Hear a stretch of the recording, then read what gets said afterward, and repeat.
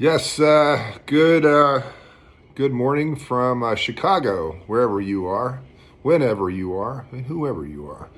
So it's the day after Valentine's Day. I am still on my Drinking with Lincoln craft beer tour, which is recreating Lincoln's train trip from Springfield, Illinois to Washington, D.C. It was 13 days, and he took a train from Springfield.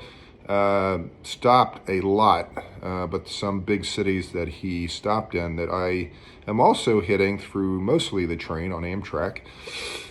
Started off in Springfield. I flew out to O'Hare.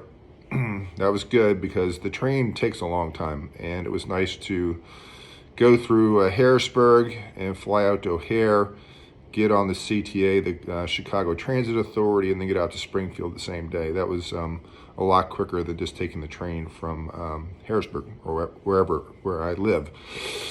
So I started off in Springfield, had a great time there.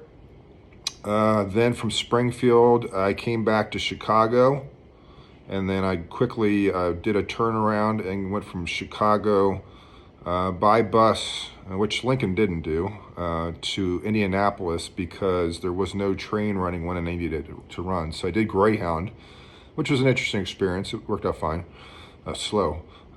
Indianapolis, I was in Indianapolis for an evening hanging out with my cousin John and his family, which was great. I don't see him a ton, so that was cool to see him in his town and his fam. Then I went from Indianapolis to Cincinnati and hung out in Cincinnati for about a day.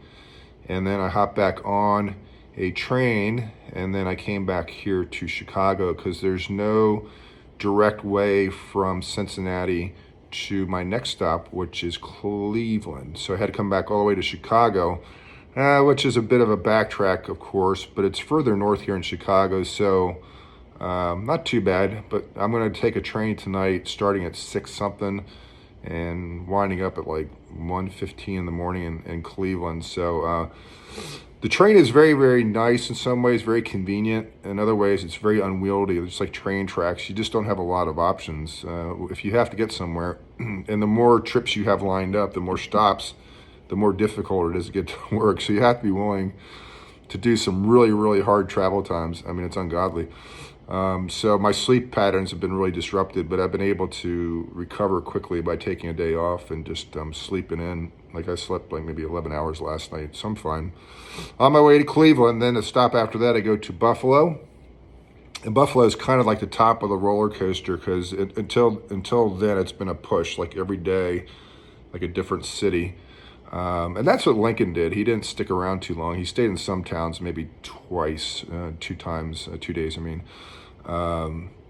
But the big cities, he was more organized. He did more stuff in the big cities, whatnot. So it's based on a book called Lincoln on the Verge, and that's how I got the idea of doing the train trip. So in Springfield, the newspaper actually wrote an article, which I was a major part of it, talking about what I was doing. And Lincoln didn't really drink beer, but that's kind of beside the point. And that's kind of the point of my post here, how craft beer is kind of the common element of all this. It's called Drinking with Lincoln. And I like beer, of course. I would drink beer if I was the last man on planet Earth and I had a refrigerator, could get the beer reasonably cold or some ice, or I could make it myself somehow. So I love beer just by itself. I could drink it on the moon.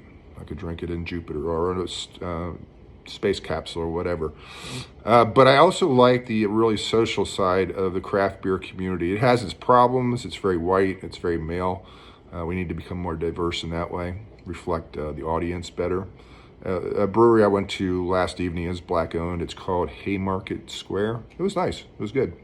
But a common theme throughout this entire trip, and will continue to be so from Buffalo, New York City, Philadelphia, D.C., then back to Harrisburg, is craft beer. That's the thing I'm kind of zeroing in on. Plus, like historical or other things I enjoy. Like I went to the American Writers Museum, but I went to the Lincoln Museum out in Springfield.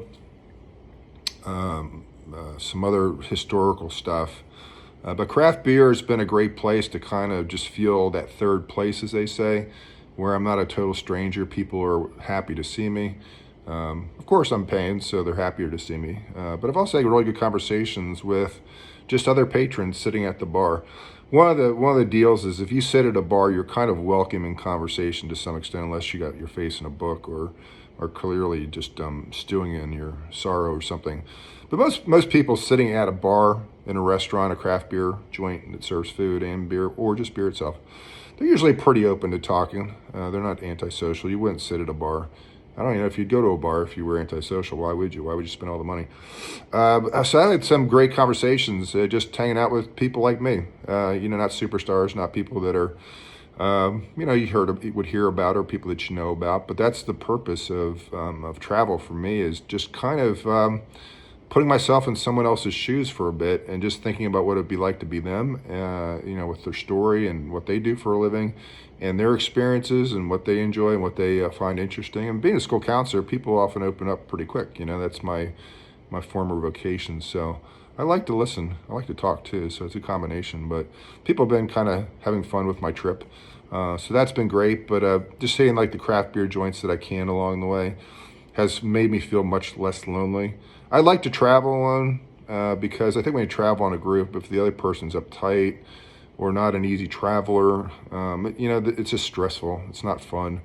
Now, there are people that travel well who enjoy travel, so those are usually fun to be with because they bring out the best in the trip. But somebody who's all uptight and gets all frustrated, or whatever, that's just another stressor. That's just another bag that you have to carry.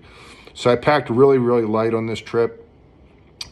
Which has been tough because there's been some situations where the towns have been extremely cold, and I've been doing like a lot of walking at really inconvenient times in the morning. Like I had to walk back from my hotel to the Cincinnati train station at 12:30 a.m. the other night, Monday morning after the Super Bowl, and it was bitterly cold, but the lift cost like $45 for a mile, and I'm like, it's just the time of day. I can't pay that. So I'm like walking through, Cincinnati, looking like a crazy person, looking like somebody's got some problems. So I'm meeting up with a buddy of mine in Buffalo. I've had an opportunity to have some connection with people that I know, so I'm really looking forward to chilling with him and his fam. He's got a hot tub, so it's going to be just a good couple of days of letting the mojo of the travel just slow down a bit, because it's been taxing. It's been fun, but I knew it was going to be hard. So usually things that are worthwhile are hard to a degree.